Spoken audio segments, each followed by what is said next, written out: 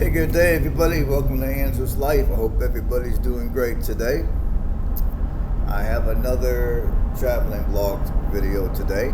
Welcome to Ferdinand, Indiana. Now, Ferdinand, Indiana is a small Indiana town located in the southwestern region of Indiana. And as far as it goes, for the largest metro areas that are the closest to here, to the west, you have Louisville, Kentucky, which is about 65 miles to the west. And to the southwest, about 58 miles southwest, you got Evansville, Indiana. So off the top, one positive thing about living here, if you choose to live here, is you get to enjoy the small town. You get to enjoy a little bit of small town America, a little bit of small town Indiana, fresh air, some reasonably friendly people in neighborly communities and all that good stuff. And for those of you that have to work a 9 to 5, you know, you're only an hour from Louisville or Evansville.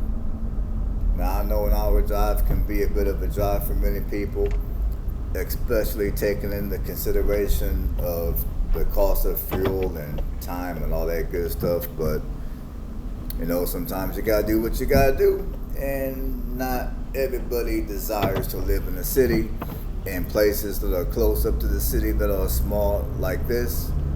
You're gonna pay a small fortune for housing, and not everybody can afford that.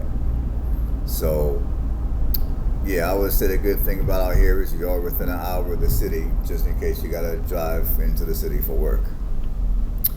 And this is a relatively small town, so there's not gonna be a whole lot of amenities available for you around here. So, unfortunately, that's a disadvantage of living here. However, not to worry.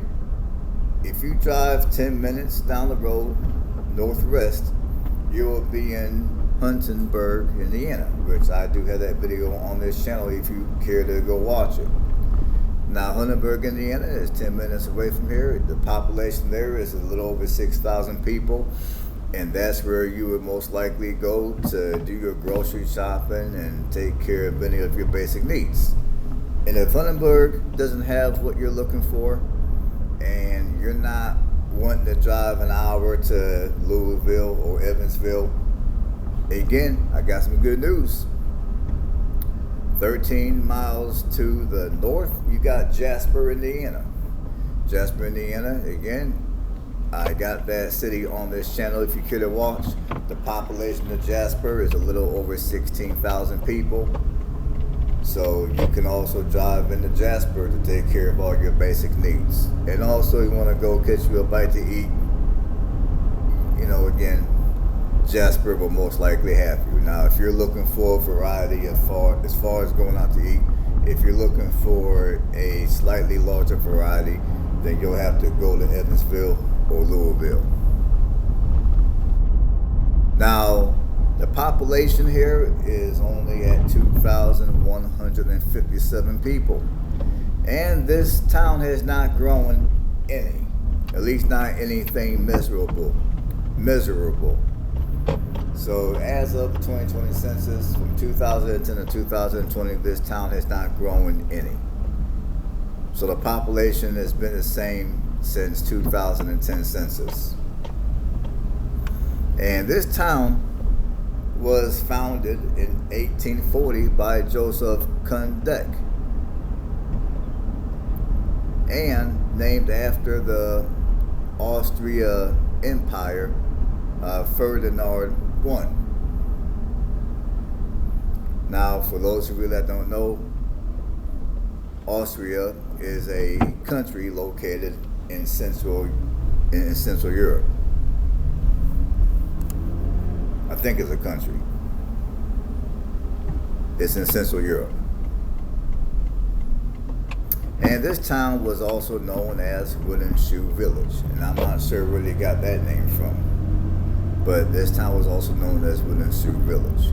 And this town was incorporated as a town in 1905. Now, if you're looking to move here to further north,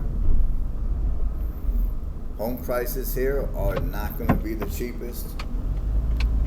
I mean, I've had a subscriber of mine reach out to me and tell me that the housing prices here in Indiana were actually more expensive compared to parts of Kentucky, because about a month ago I made a video to where I was at I was in downtown Louisville, Kentucky, and housing prices here in Indiana, I mean, I'm gonna be honest with you people, I still can't get over how expensive housing here in Indiana has gotten, especially in this part of Indiana. I mean, what I find kind of funny is housing prices in this part of Indiana are actually more expensive compared to many parts of central Indiana, and also compared to many parts that are closer to northeast Indiana, which would be the greater Fort Wayne area. And I'm not sure why. I mean, because when you compare the economy of Evansville and Louisville, Kentucky, versus the economy of Indianapolis and Fort Wayne, the economy of Indianapolis and Fort Wayne is significantly better than Louisville or Evansville, hands down. So I'm not sure why the housing around here is so expensive compared to many places in central Indiana. Maybe somebody who knows Indiana can drop a comment below and educate me on why, because I'm not understanding that logic at all. I mean, I will say this part of Indiana is beautiful. I mean, maybe it's more expensive because of the beauty. Because if I were to be honest, I would say that most of southern Indiana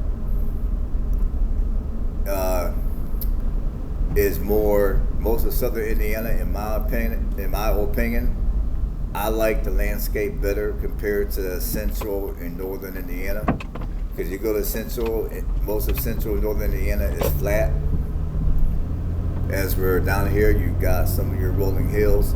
And not to mention, when it comes to the climate, maybe that's another reason why housing here is a little more expensive, is because when you look at the climate, I mean, down here in southern Indiana, especially in southwest Indiana, it doesn't snow as much, and the temperatures are typically a few degrees warmer. And on top of that, you also have a few more days of sun compared to the rest of Indiana. So maybe it could also be the climate, that with the natural beauty of this region of Indiana, which could make the cost of real estate more expensive here than many parts of central Indiana. I'm guessing. I'm just speculating at this point.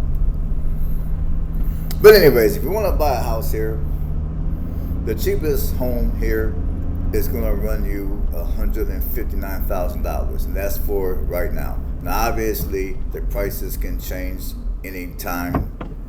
I mean, I'm just going off of what I've seen actually on the market on Realtor.com. And obviously, there could be more houses on the market for lower.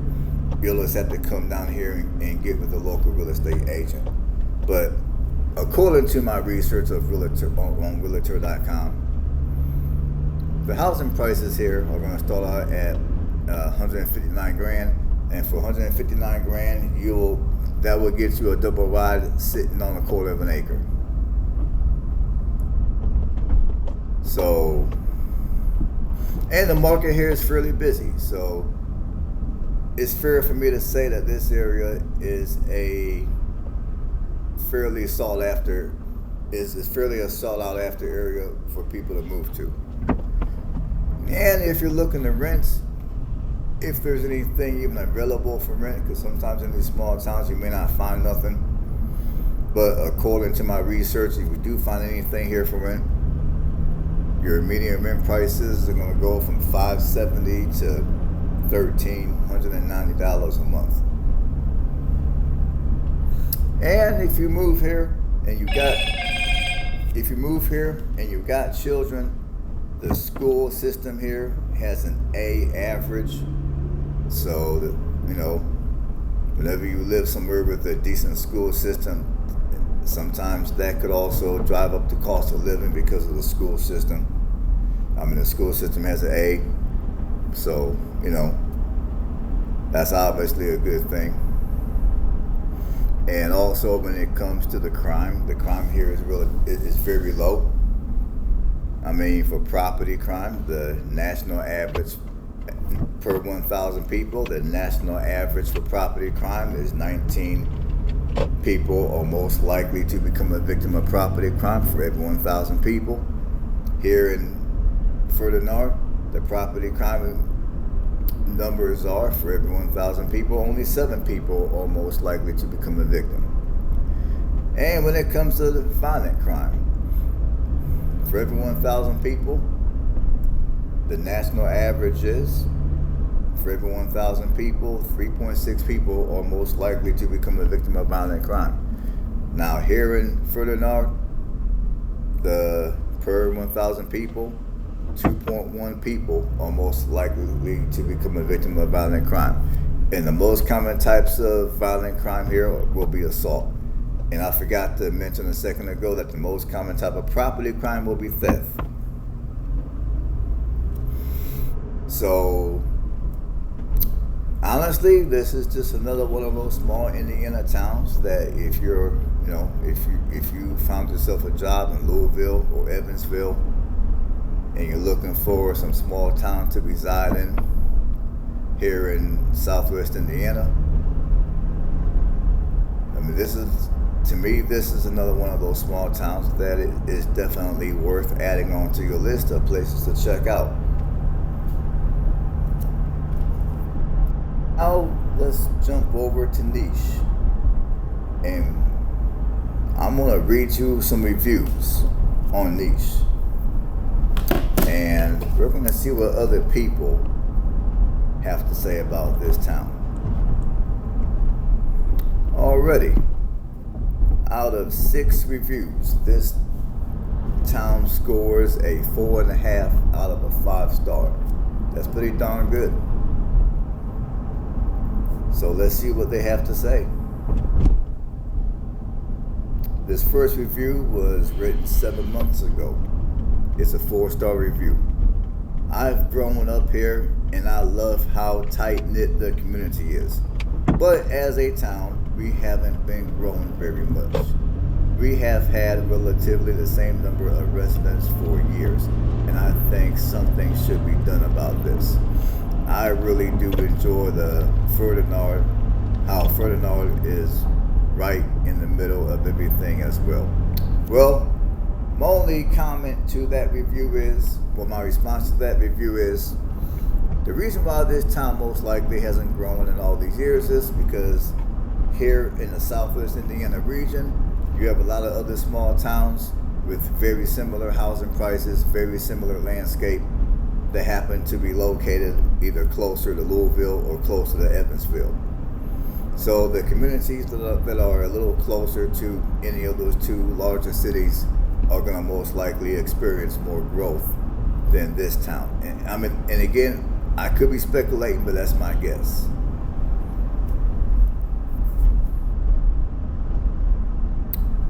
Okay, this next review is a 5-star review written June of 2019. This is a great small town that I work in and that my son goes to school in. I used to reside there, but I had to move temporarily.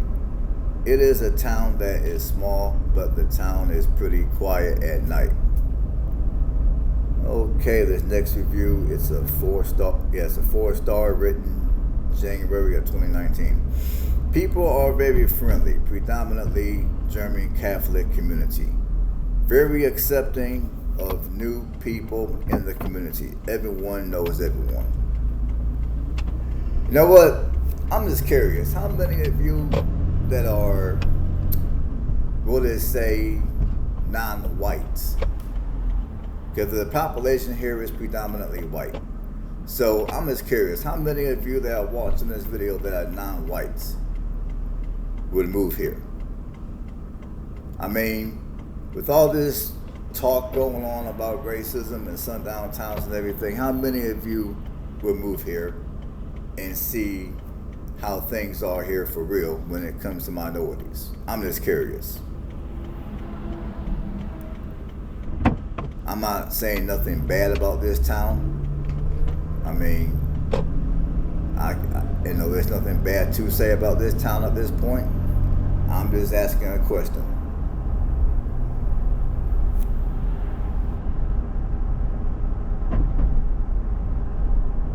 I mean, like I told you previously on this channel, I've lived in predominantly white communities, and fortunately I've had no issues. Like some of the horror stories I've heard other people have in predominantly white communities, I would say for myself, for the most part, I haven't had those issues. At least not here in Indiana. So, that's my experience. But I'm just curious, how many of y'all that are non-white would move here? Okay, this next review, give me a second here. I think I might have read them all already. Give me a second. Okay, the next review is going to be a little older. It was written May of 2016. The crime is at a minimum. I can't think of any time that anyone was arrested for shooting at another person. If I drive around town, I can almost always see a police officer. They are very present on a daily basis. Okay, so if you're driving around town here, obviously mind your speed limit and don't do anything that you have no business doing.